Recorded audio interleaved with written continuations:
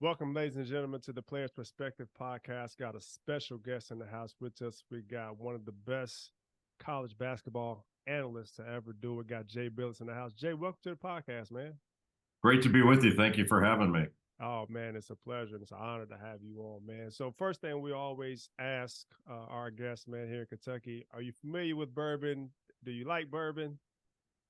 I do very much. My brother actually lives in Louisville and has for the last 30 years. So I get bourbon every time I go to town. Okay, nice. Do you got to go to? What's that? Said, do you got to go to bourbon? I like Elijah Craig a lot. Okay. Yeah, but there's not a bourbon I don't like. So at least I haven't come across one. You sound like a Woodford Kentucky. Woodford's one of my favorites.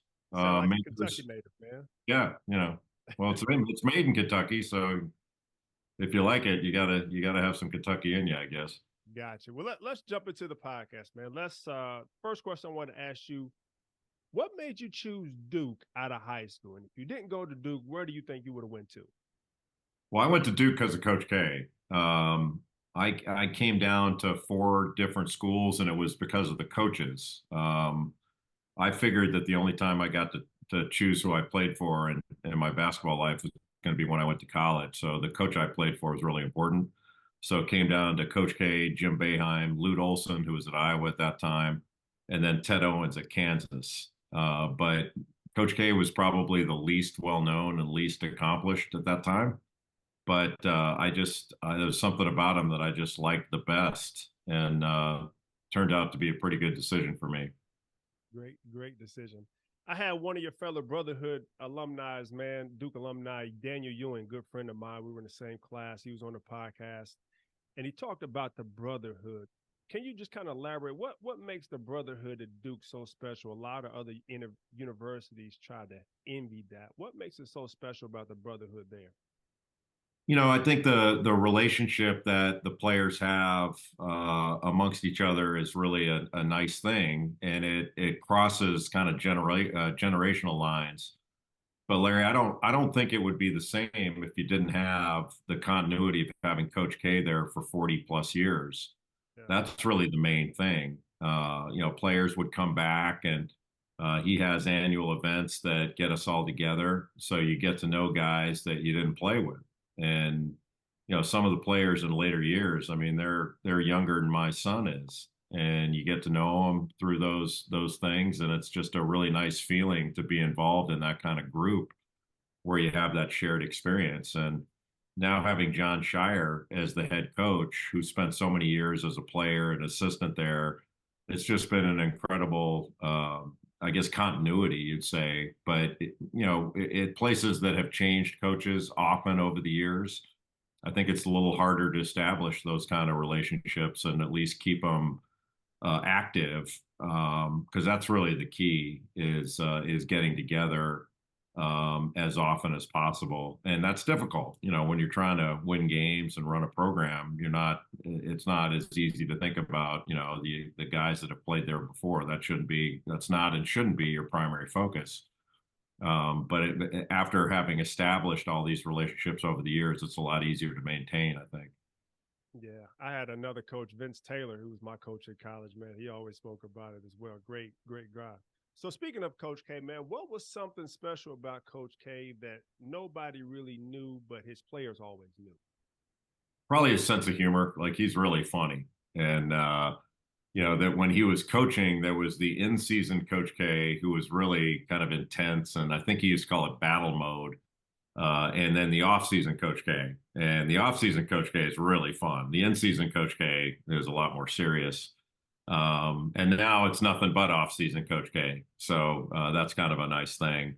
But he's in a lot of ways. I don't want to say one of the guys, but it kind of feels that way.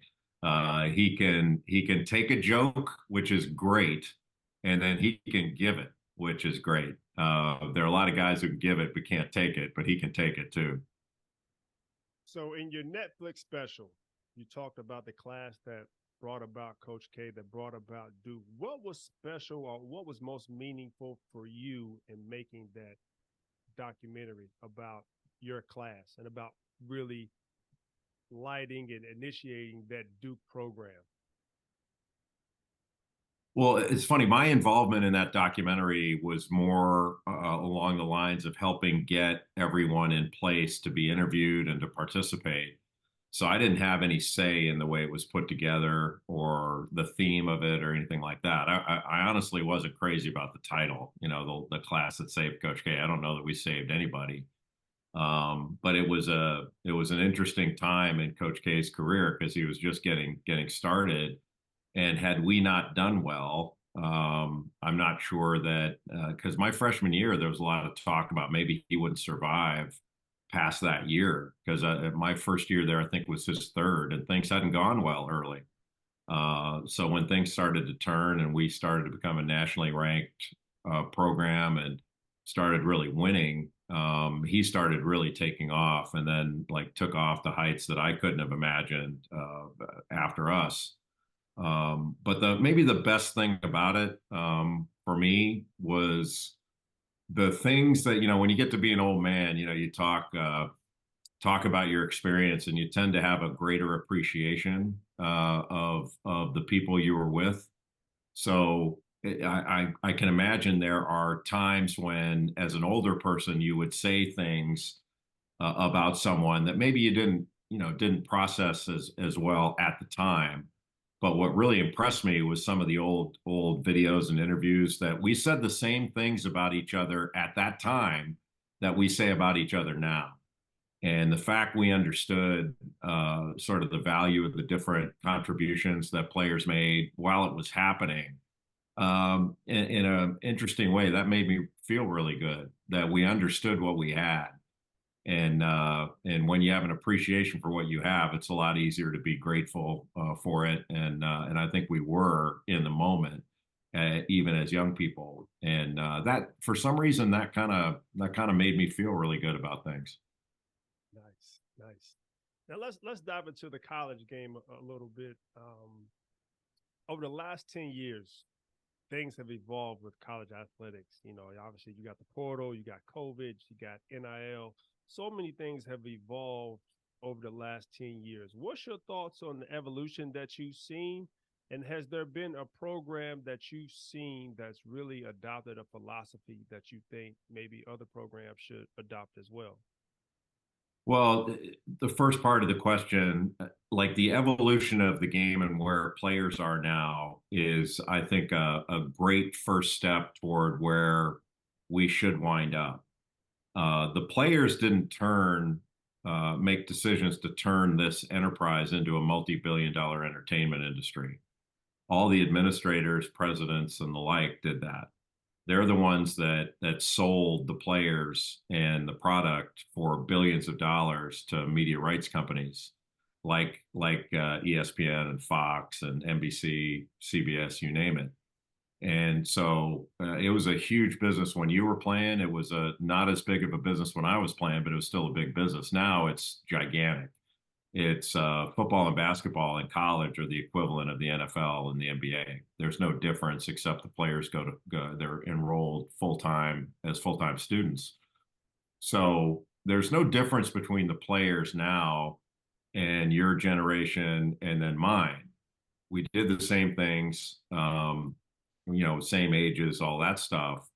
But we were under heavy restriction. We weren't allowed to accept more than a scholarship. And if we did, even in the smallest of ways, we were made out to be some sort of criminal. And I never thought that was right. I never thought it was fair. And even when I was a player, I never thought it was right or fair. But now we've got some fairness coming into the process, and the players now, they're smart people, and they're taking advantage of these opportunities to make money. They're becoming incredibly financially literate, and they're amassing, in some cases, generational wealth that they can really take advantage of. And I'm not going to speak for you, but when I graduated college as a 22-year-old and then went to play professional basketball overseas, I had no idea what to do with money because I wasn't allowed to have any. Right. And you could get some job during the summer, but you weren't going to make any real money. So I had to learn that stuff on the fly after college. Now these guys are much more prepared when they leave school. and they've got something to show for their efforts. We had a degree and a scholarship, which was great. I'm very grateful for that. But there was no legitimate reason we should have been limited to only that. And so I kind of like now that the players don't have to answer questions. Where'd you get that car? Where'd you get that watch? Why are you, how can you afford to take your girlfriend out to dinner? Things like that. Those are absurd things that we put up with for far too long. We're still not to the point where the players are getting their fair market value, but we're getting closer to that. And I'm sure we'll reach that in the future. Nice. Now, how do you balance honest criticism with empathy for college athletes when you're talking to them on air? There are times when you might be critical of a decision a player makes on the floor, or a coach, or an official. You try to just state your case and not make it personal. Um, so I've never really worried about that. I think as a commentator on air, my job is to say the right thing at the right time in the right tone. Sometimes, my tone isn't right. That's happened over the years where it seems like you're, maybe angry or something. So you try to be careful with that, and people make mistakes in that regard, and I've certainly been guilty of that. But for the most part, I just try to say what I see and say what I think. And I tend to, I don't know what the ratio is, but I tend to think that 90% of what I say about players and coaches and the like winds up being positive. But there are sometimes some negatives that come into it, and some criticism. But you just try to balance it and make sure that you hit the right notes and tone, and make sure you're right. If you're right, I think you're in pretty good shape. Right. It was funny, man. I remember when I was in college and Coach Patino would talk to us. He never liked any of the analysts, but he loved Jay Bilas. He said Jay Bilas is the only one that seems like he has some sense and understands and says the right things on the media. And I just remember being a fan of yours before then, and continue to watch you, especially as I get into broadcasting now, really trying to study and watch, learn some of the things you do. It's just funny to look back now, which leads into my next question, man. Like, you call out a lot of coaches on their hypocrisy in the media, especially if it's like a bad press conference. And oddly enough, last couple of your recent ones have been some of my former coaches, Kevin Wheeler, Mick Cronin, in which I'm on your side. I think you're absolutely correct.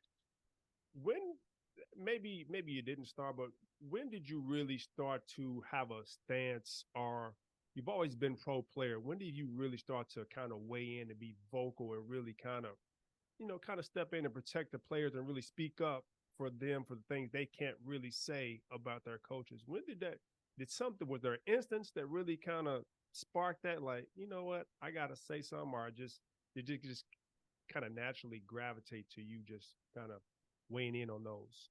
Yeah, that's a great question. I think the job demands it, and there are certain times where things require you to comment. And I think when you're early on in your career, at least in my experience, you tend to take a little bit of a step back, say, "Hey, am I the right person to make this comment, or should I weigh into this?" But as you get more experienced, you realize, okay, I can say something here, and as long as I do it in the right tone, in a balanced way, and just the examples you gave of Mick and Kevin, both of whom I'm big fans of and friends with. Uh, when Mick had his press conference about his team, I spoke in this same tone that I'm speaking with you, and said that I didn't care for it. He can do and say whatever he wants with his team, but I didn't care for it. I didn't think it was the right way to approach it, and I said so. It's really interesting. Like, I got so many people, whether NBA personnel, college coaches, who were calling me saying, "Hey, thanks for saying that. You're right. Like, we shouldn't be doing stuff like that." I'm sure there were people on the other side of that that just didn't voice it to me. And I honestly don't know whether Mick agreed with it or not. Like, he never called, we haven't spoken about it yet. I'm always welcome to that. I always welcome that. I've always told coaches and officials, hey, all of you got my phone number, and especially with officials, like if you hear me say something you don't like, call me. And if you think I'm wrong, tell me why I'm wrong, and let's work this out. Because it doesn't bother me to have people. I'd rather have them tell me than grumble about it to their friends. I don't want to say behind my back, but just kind of do it that way. Tell me, and we'll reach an understanding on it. We may not agree at the end of it, but especially if I'm wrong, like if they think I'm wrong on a rule, hey, you got the rule wrong. Um, I want to know that. I want to be right. I don't ever want to be wrong. So, in the occasions where you are wrong, I want to know about it. The same goes for coaches. And I've done this over the years. It hasn't happened very often, but if a coach disagrees, we talk about it. And to me, that's what you should do. So I don't have any problem if I get to sit and say what I want. The coaches get to say what they want too. Right. And if they want to have a public or private discussion on it, I'm fine with it. Like if a coach decides he wants to clap back publicly, I said my stuff publicly, they can say what they want publicly. I got no problem with it. And none of that hurts my feelings, and I don't have any issue with it. But it goes back to kind of what we said, your point about empathy and about players. I'm not sure I treat coaches and players differently. I hope I don't. But there are times when you have, and I think the ratio is about the same. Like most of what you say about coaches are positive. You're not out there bashing guys. Right. When if a coach makes a decision in a game, maybe they're up three late in a game and they decide not to foul, somebody hits a three, they go to overtime and lose. I'm not there to be critical about the decision. What I would try to do is explain the reasoning behind the decision. And if I were asking a question of the coach afterwards, I wouldn't say, "Hey, why the hell didn't you foul at the end of the game?" Like, and make it like that. I would say, "Can you take us through the reasoning behind the decision not to foul?"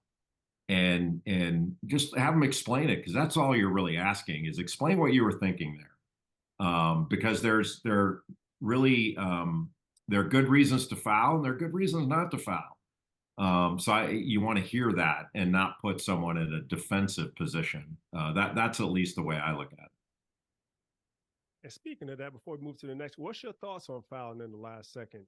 You know, you know, especially with the 3-pointer. Do you believe in fouling to not I, allow them to get the three off, or do you think generally, foul like defense? generally, I do. If you're up three and the other team has the ball and a chance to tie, I do think when it gets under 5 seconds, around that time, and you can't always get down to the exact right time, but 7, 6, 5, whatever, or under that, I think you do foul as long as you're trained properly and you've practiced it and you know not to foul once a player gets into a shooting motion, things like that. You don't want to award somebody 3 free throws by fouling improperly. But there's more that goes into it, just of the like a general principle of fouling when you're up three late. What if it's a great rebounding team and they're going to intentionally miss the third free throw? You can wind up losing over that, Right. or the second free throw, excuse me. They intentionally miss. They make the first, intentionally miss, tip it out or something like that. That's happened in certain games. I remember it happened. Mississippi State was playing Kentucky, and that very thing happened. It's not an easy decision in college. I think in the NBA, it's a little bit easier because they play 82 games. You have that situation more often than you have in college. Right. And honestly, like one of the most interesting things in the decision in college is the officials. You have to have officials you trust, that when you make the foul, they're going to process it the right way and call the foul when it's committed. And sometimes they don't call the foul, and then the offensive player gets into shooting motion, and they call it then. You're like, wait a minute, we Right. fouled them earlier. We Right. told Right. you we were going to do that, stuff like that. So there's a lot that goes into it. Gotcha. And speaking of coaches, man, my alma mater, Louisville. The last few years we've been down, but we brought in a great hire in Pat Kelsey, who really brought life back to our program, man. So what's your thoughts on Pat Kelsey and the job that he's done at Louisville? Larry, I met Pat Kelsey when he was a player. He was a player at Xavier under Skip Prosser, and he didn't play very much, but he was a always a really energetic presence. And you get to know a guy like him, and then when he started his coaching career under Skip, he's at Wake Forest with him and all that. I really got to know him then, and ultimately my son wound up playing at Wake Forest as a walk-on, and had a great experience there. But I followed him and have known Pat throughout his coaching career, and he's just done a fabulous job everywhere he's been. And he's just even though he's not a big guy, he's a huge presence and a huge ball of energy. So it didn't surprise me that he did so well at Louisville in year one, and it's only going to go up from there. He's the real thing. So I think Louisville made a great hire in Pat Kelsey. He's fantastic. Yeah, the fan base is excited, man. The blood is pumping back through the program, and so everybody's really looking forward with the transfer portal that he has coming in.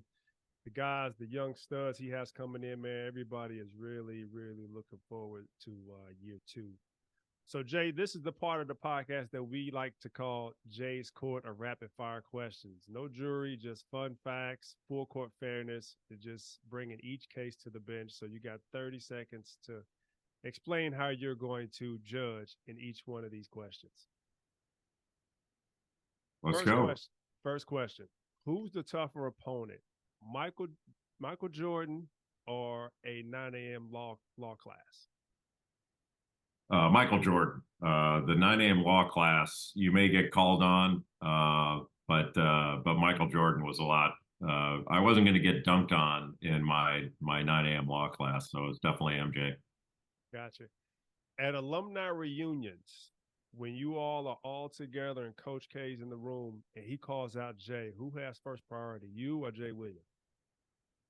Well, Jay Williams thinks it's him, but I'm older and wiser and so much better looking, so I think it would be me. Okay. Okay. Better movie, Goodfellas or Casino? Goodfellas. 2-on-2 matchup, who wins? T Mac and Kobe versus LeBron and KD? LeBron and KD. Although that'd be a hell of a game. Mm, mm. Favorite college arena to broadcast from? Allen Fieldhouse at Kansas. And I'm sure a lot of Duke fans are like, what about Cameron Indoor Stadium?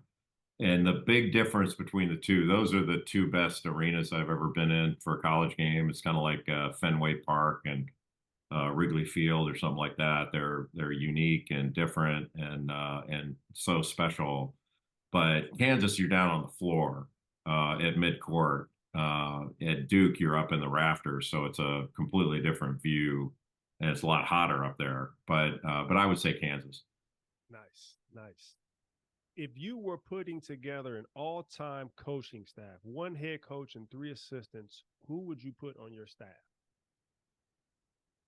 Wow. I'd have Coach K on it, and I'll make him the head coach. And then I'd have I think Dean Smith, Bob Knight. How many assistants does he get? Got three assistants. You got one head and Three assistants. Dean Smith, Bob Knight, and Jim Calhoun. Mm, nice, nice. Those coaches meetings would be explosive. If it was one coach that you wouldn't want to face on the opposite side of the courtroom, who would it be? In a law In a law, contest, court of law, yeah. Tom Izzo, I because he's the most passionate. I still think I'd kick his ass, but yeah, it'd probably be Izzo. last case. How would you like to see the college basketball game evolve, or what would you like to see the game go in the next 5 to 10 years? You could say game as far as rules and regulations. Where would you like to see it go in the next 5 to 10 years? Larry, I think the game's in really good shape. The players are better than they've ever been. They're staying longer now because of NIL. I think that's really helped, and I think that's only going to improve in the future as revenue sharing comes into being, because the schools will be able to sign players to multi-year contracts and have buyouts in them. So that'll make everything a little bit more stable. There won't be as much movement through the transfer portal as a result of contracts. But if you go to on-court play, I think things are in good shape now, but I would like to see college basketball go to quarters instead of two halves. As you know, men's college basketball is the only game of basketball played in the world that does not have quarters.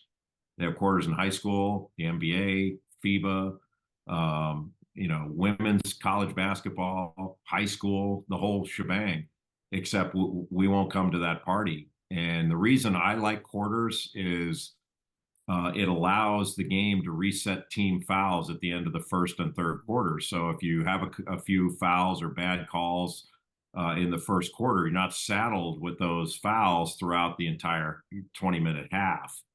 And I would like to see the replay rules changed, where it goes to the NBA rule of each team gets one challenge. And if they're successful in that challenge, they keep it for one more time and just end all this. Got to go to the monitor for every goaltend call, which promotes more goaltending calls so they can look at them. Every time the ball goes out of bounds, got to go over there. Like it's so stupid, and it takes too long. And I don't see why we live with an out of bounds call for 38 minutes and we can't do it for the last two. None of that makes any sense to me. And I think it would really improve the game. And I'd love us to go to more of the NBA rule, a wider lane, which I think would reduce some of the physicality you have inside. And then, and also, I think the 3-point line should be where it is in the NBA, and just standardize the rules from top to bottom in that regard. I think that would really help. I'm kind of in the middle. Like, I think advancing the ball, and like they do in the NBA late in the game, is a really good thing. There are others that differ with that, and I think that's just a preference. So I'm not as resolute about that one. I see both sides of it, and but I do think it would make the game better and more exciting. They do it in women's college basketball, and that game continues to prosper. And I don't see why we wouldn't do it on the men's side. Great closing remarks. And that is The Journey of Court from Jay Bilas.